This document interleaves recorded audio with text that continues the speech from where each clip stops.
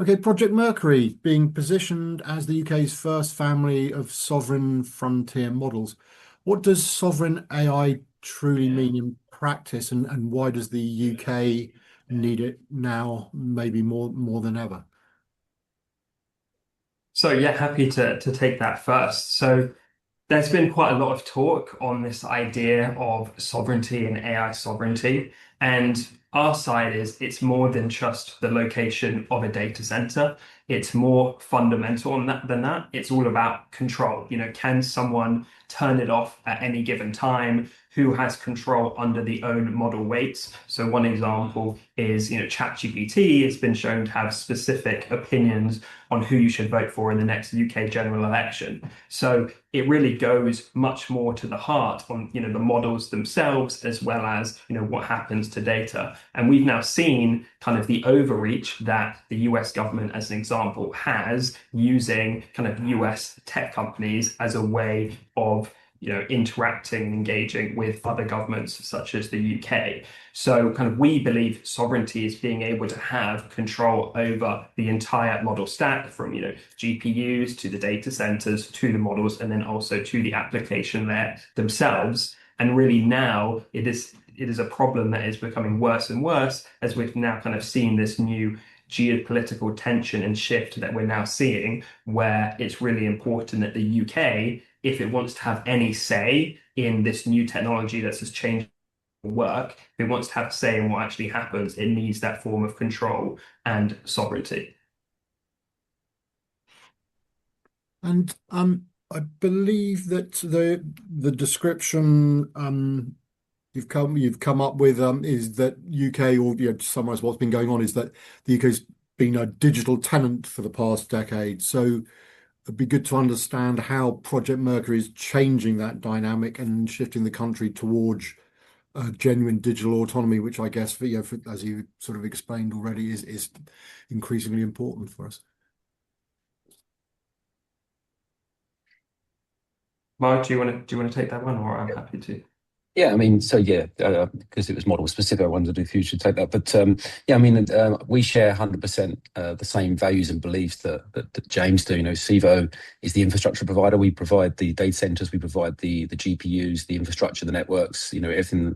And when with this partnership, I've been talking about sovereignty now for over 3 years. Before everyone else was talking about it, obviously more recently everyone's talking about it, and there's a lot of sovereignty washing as well and claims by people. But when Locai approached us, it was very pleasing because two UK founded companies that want to do the right thing by the UK and deliver true sovereign service.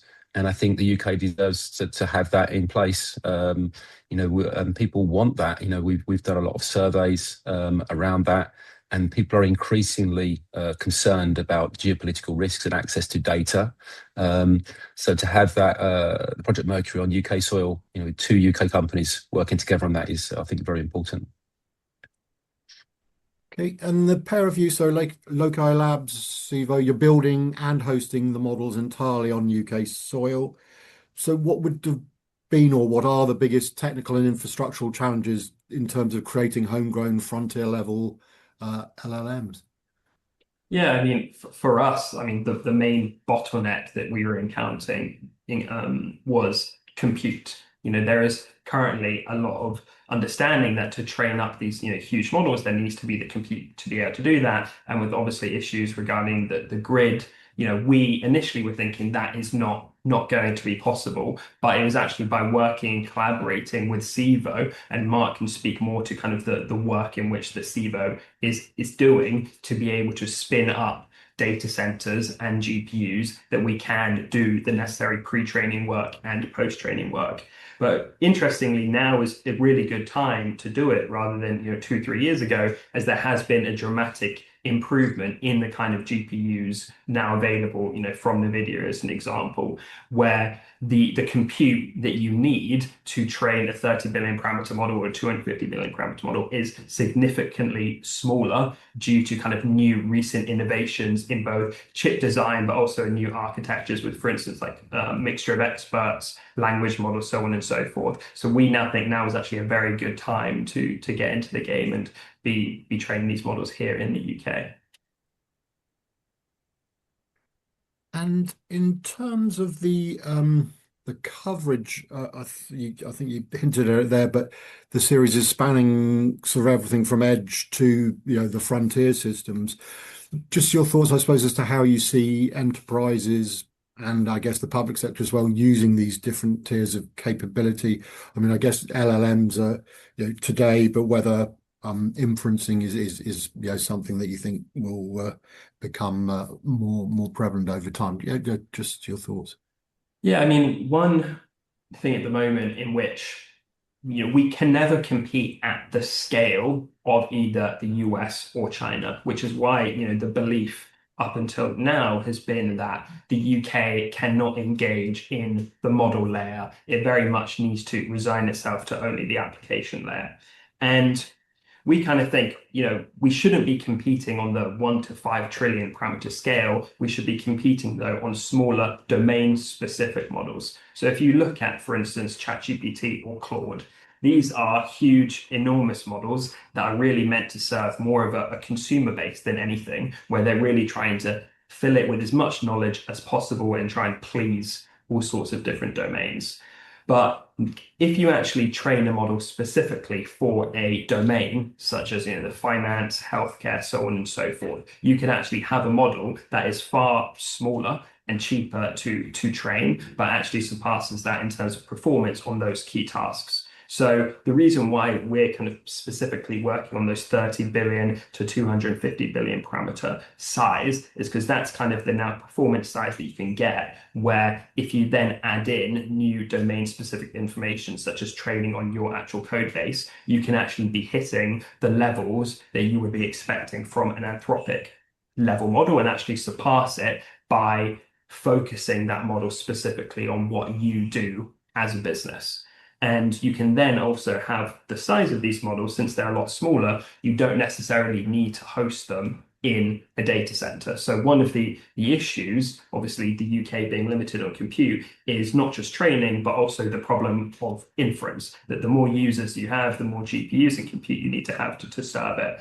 But by focusing on a more 30 billion to 250 billion parameter range, that also then unlocks being able to deploy those series of models, not just necessarily on one huge GPU set, but actually you can start to move things towards, in the actual building of your office, all the way down to, 30 billion parameter model can actually run on your own laptop. So by focusing on these domain specific models that can then also be hosted in the walls of an enterprise, that is when you can have essentially complete sovereignty and control, because we're not just building models for the UK as a nation, we're building models for individual enterprises that you in itself own your own intelligence.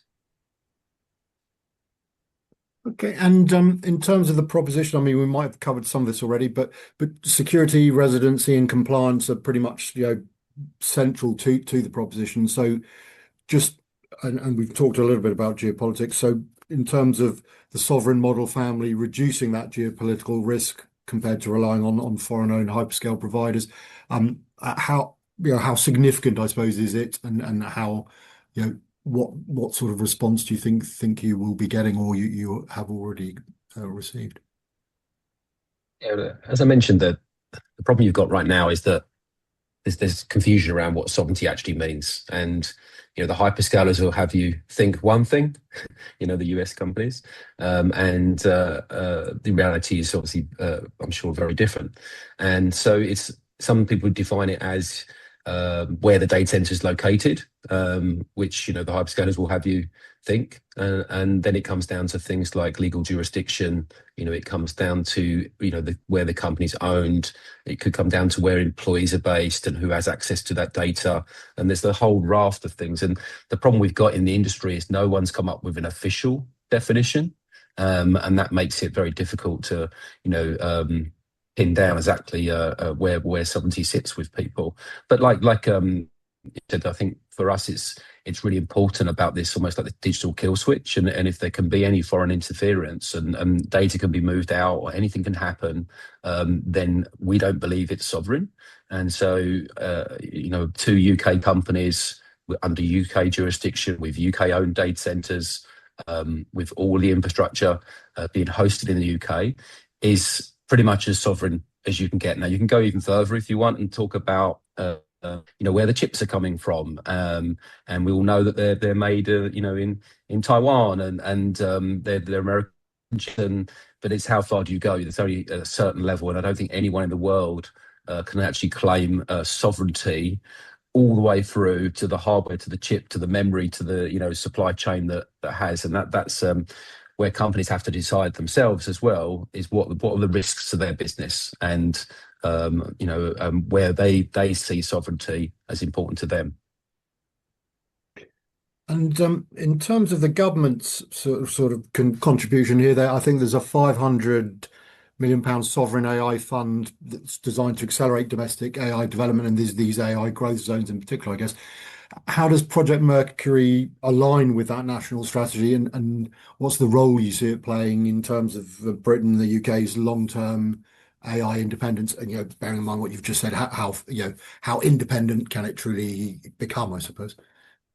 Yeah, I mean, I think the Sovereign AI Fund and Unit is, really, really great that is now being done and really sort of fostering more kind of the UK startup scene, as we're now actually seeing, quite a few different UK startups all the way from both, model layer to application layer, and also even now onto the hardware layer, popping up and getting that level of support, which is really, really important. Fundamentally, I do think, though, we're kind of at the start. One big problem that we still need to crack is the problem of procurement, where, right now it is very easy, in the UK government, and as an example, to just continue using Microsoft Copilot or AWS, so on and so forth.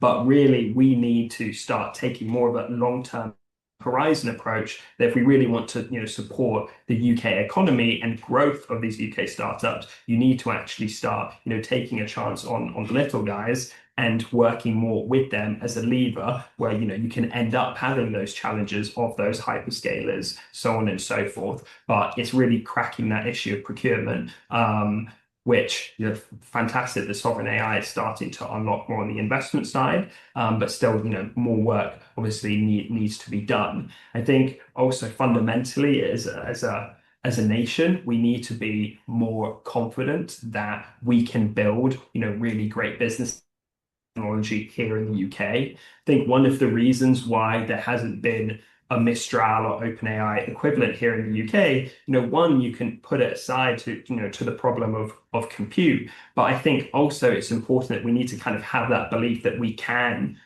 do this, we can build another DeepMind equivalent. And we need to kind of back those really innovative startups, really trying to challenge the status quo and make a huge impact, which can therefore boost the UK economy as a whole. Yeah, I mean, the suggestion, sort of talking to folks in the data center industry and more wider IT space, is that the UK has the opportunity to, after the US and I guess China, to become the sort of third AI player. Do you think that's a realistic sort of ambition, or for some of the reasons you described, is it going to be difficult to get there ahead of anybody else that might be trying to achieve similar sort of status? I think that the UK is in a really fantastic position actually right now, even though, not necessarily having our own Anthropic equivalent yet. It is one, because kind of when you look at AI, it really is now heading towards this idea of trust. do you as an individual, as a government, as an enterprise actually trust this new AI system that we're utilizing? And the UK very much has a reputation for taking a bit more of a measured approach to things. And when that comes to things like enterprise AI, that is actually going to be really crucial because, for instance, doing an API call to a Chinese model hosted in China, although open source, there are obviously concerns over things like backdoors, as an example. But then if you also look to the US and what happened early this year with the Grok image generation issue, that also raises concerns there, where the UK has a great sense of having that amazing talent in terms of kind of the research scene, where I mean we are the top third number of AI research papers coming out from the UK. That we're actually very well placed now that the industry is starting to mature a bit more from maybe the previous experimental phase over the last 2-3 years, to actually be a really great place to run a company and deliver these more trusted AI solutions at scale. And in terms of just sort of back to the project itself, I know you've committed to training the models using 100% renewable energy. Just your thoughts as to how important is sustainability in the race to build this sort of frontier level AI, and what it means more generally for the UK's green technology ambitions, I guess, particularly in, we're getting, I won't say pushback, but there are a lot of different opinions at the moment as to sort of how important sustainability is versus this sort of AI race. Suggestions that the two may not be completely compatible. Just be fascinated to know your sort of take on that. Yeah, it's definitely a difficult one because on one hand we want to build, every country wants to build their technology and improve, and there is this AI race, if you like, and it's trying to get that balance right, because if we need to build right now with the access to the grid, there's very limited capacity available, and that starts to have companies look at other alternative options and behind the meter options, which might be gas, and there are some great projects as well around biomethane, which is considered renewable, and some other solar projects and things like that. But it's trying to get that balance, and the government's got an interesting job in that, because if we don't build quick enough, then we'll fall behind. And it's whether there's a relaxation of the views on renewables. But certainly from a Civo and a Locai perspective, we are doing it on renewables, and we have got access to 100% renewables. But it just be in the future as we grow out for this, the whole of the UK has a huge need for compute. Will we always be able to get access to renewables for every data center that we build? Will be, but that's not just down to us. That's just down to the availability of what we can get our hands on. And the suggestion longer term is maybe that these SMRs will sort of come to the rescue is perhaps the wrong description, but maybe be the place where people end up. Is that something, a sort of view you would share? I know they're sort of 5 to 10 years out potentially, but you see them as being a sort of sustainable solution in the longer term. Yeah, but definitely a lot to talk about those, and it's a different view. Obviously, they're not strictly speaking 100% renewable, in that way, but obviously very low carbon options. So yeah, I think that they may be a pathway, and there's some hydrogen technologies as well that are coming and things like that. So certainly there could be some interesting options coming down the line. They could be a very big option for everyone, not just in the UK but globally. And the US has got the same problem. We often think in the US, they've got access to lots of land, lots of power. But we do a lot of work in the US, and it's very hard to even get data center capacity in the US right now.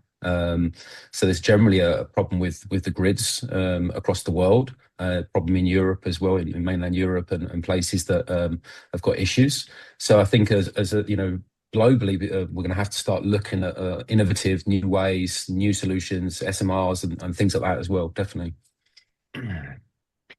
Maybe just to look ahead a little bit, your thoughts. I don't know if you set yourself specific objectives and timelines, or just a sort of general idea of what you want to do. So, yeah, what does success look like for Project Mercury, and the impact you think you may well have on public sector, private enterprises, and the sort of digital ecosystem more generally? Just thoughts.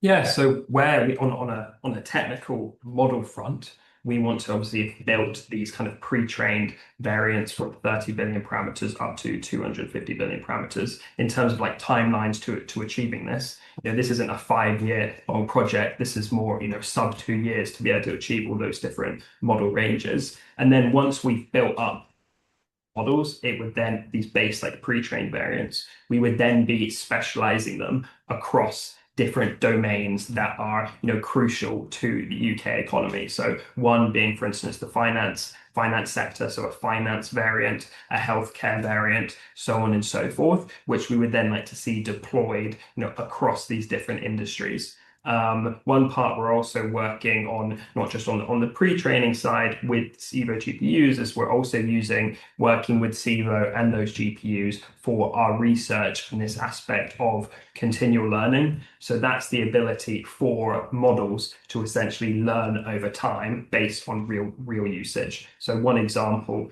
it would be deploying a model in a finance business, which through use of that model is collecting new information on the finance industry, which is then used as new training signals to make that better. So where we want to see that is these models being deployed across industries, improving and getting better over time for an individual enterprise, where they just have these domain-specific models where they own the weights and their data and are able to essentially use AI in their business without going out and needing to do third-party API calls to these more generic models out there. In regards to public sector, we also then want to see those same models being deployed within the public sector and making a difference there. One thing you can do when pre-training these models is also, pre-training, for instance, a model for the NHS as an example, where the importance of pre-training really comes into the limelight there, because you would have complete control over the data that you have trained into it. So, one big issue, for instance, is this point on copyrighted data and copyrighted material. By us having control from the model and building up, one, we can have control over the data, but you can also design the architecture so it's built in a way that works very well with that continual learning aspect that I just talked about. I'm also wondering, just an extra thought occurs. Clearly, you're looking to augment and partly replace, I suppose, these hyperscalers, because as you say, you're not competing at the largest level, but you're going to make it. Do you think that disruption will have any impact on them? Because clearly they, that I think you alluded to earlier, they own so much sort of infrastructure at the moment in the UK, they potentially could cause trouble if they wish to do so. Does that concern you at all, at least in the short term, that they could kind of, take their toys away and cause major disruption, or do you think they will be accepting and understanding of the reasons behind this sort of sovereignty and be content with their chat GPTs and etc., and not worried so much about what they might be losing? I don't know if you had any thoughts on that. I think the hyperscalers, have got a place as well, and they're obviously very good at what they do. They have a lot of money, and currently, they some of the best models in the world. And the UK needs the hyperscalers, needs these companies to, lots of businesses need AI now. They need the ability to do that. Lots of consumers want to use AI, and we're only just really touching the surface at the moment of what's to come as we move into humanoid robots and all the things that we've got to come in the future around smart cities and smart homes and those kind of things. And in all honesty, we as the UK or other UK founded companies, we don't have the resources right now. But I think over time, what we're saying is, especially with government, is that we want government to back challenges. I know there's good news with the AI Sovereign Fund, and there are lots of interesting startups, and we start to gradually build up our own UK-based ecosystem.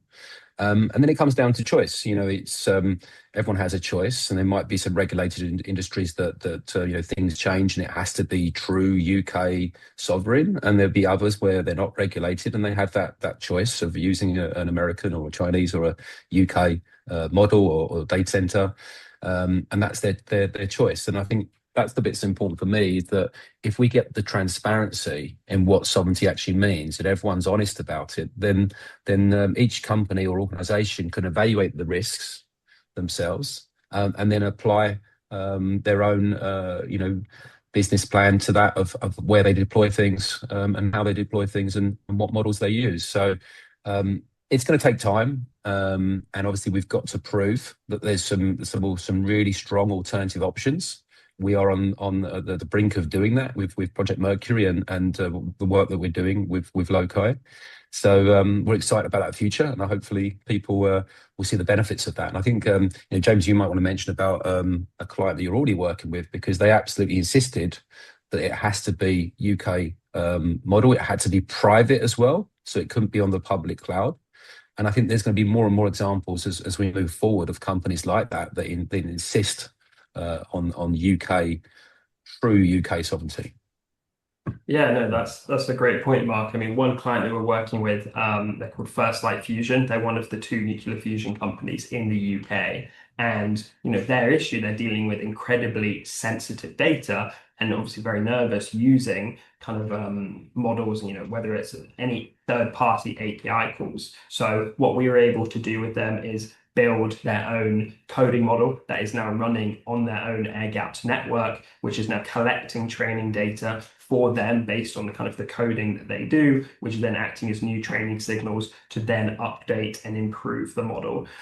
So we're kind of seeing where this partnership and project, Mercury really shines, are those regulated industries who are taking a pause around using AI right now and thinking, is happening to my data, what is happening in terms of intellectual property, and also things like token pricing. Most recently, Anthropic again increased their price on their API, which is also causing a lot of concern from knowing how much is this actually going to cost in the long term. So by being able to provide companies with the option now to use AI safely within the walls of their enterprise, whilst also having now an option of not necessarily just a Chinese or American model, but a British model, aligned specifically on the UK healthcare system or the UK legal system, as an example, is now kind of a great opportunity that we're really excited to unlock.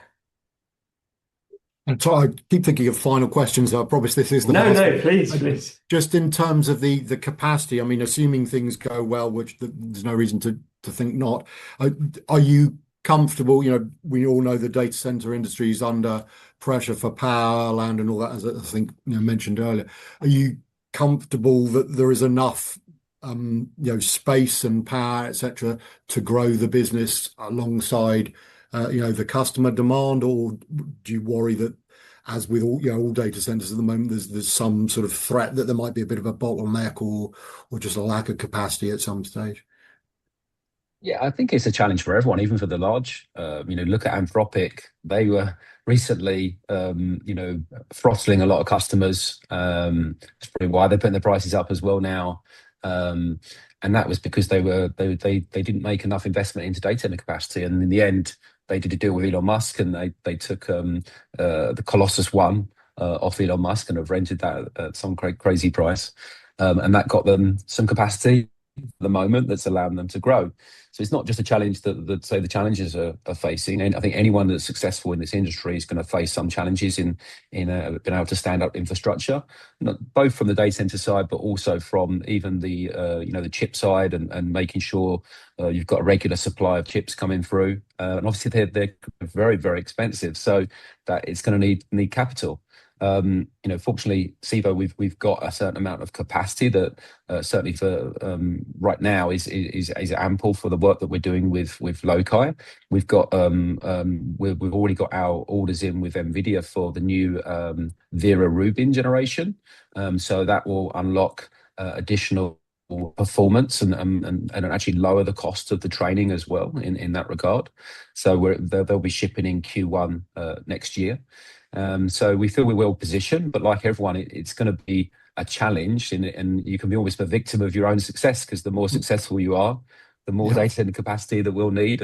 But hopefully that, if you're successful, it makes it easier to get capital. And if you get the capital, then we can invest into more data centers as well. So, but we feel we're in a good place right now.